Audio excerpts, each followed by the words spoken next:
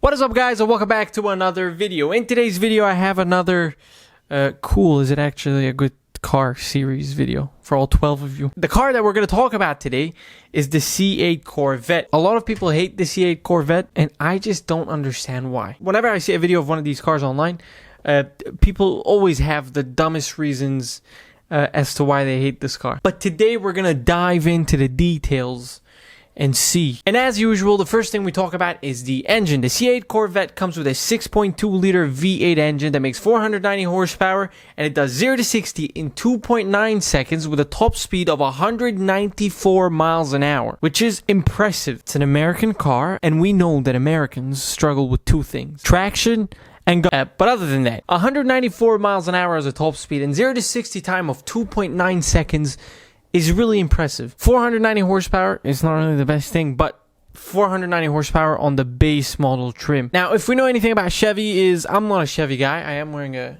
Chevy shirt, but I found this shirt for like $8. You gotta buy it, right? Obviously, this is something I would never wear outside of the house, but all jokes aside, we all know that Chevy is gonna try to milk their cars. You know, you're gonna get like 40 different trims of Corvettes, as we've always seen and as we will see probably for the next few years, until they start adding French fries, Frenzolnik. But as of today's video, we're just gonna talk about the base model because it is the most accessible and it is what seems to have people angry all the time. But you know what else is impressive? The sound of a 6.2 liter V8 naturally aspirated car. And this is what the C8 Corvette sounds like.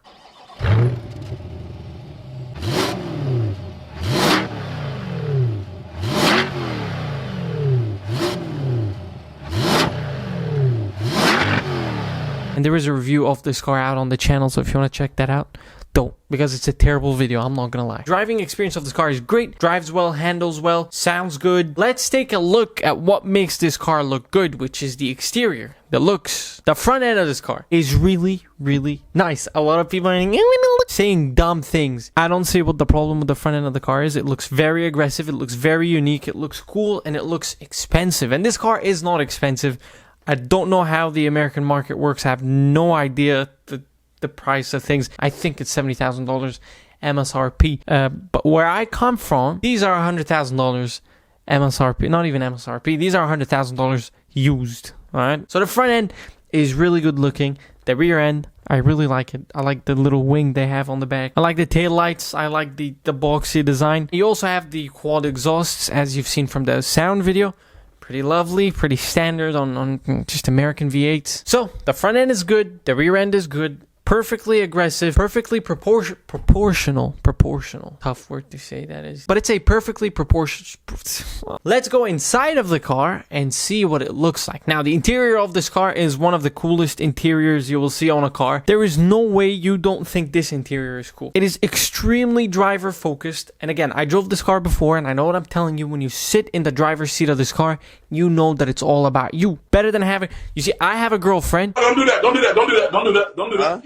Now, here's the thing. There is a bit of Chevy in it. You can see the cheap stuff going on. You can just see that, like, you know, there's a dumb guy that is trying his best to do something good. So he really did, like, A for effort. Someone else could have done a lot better.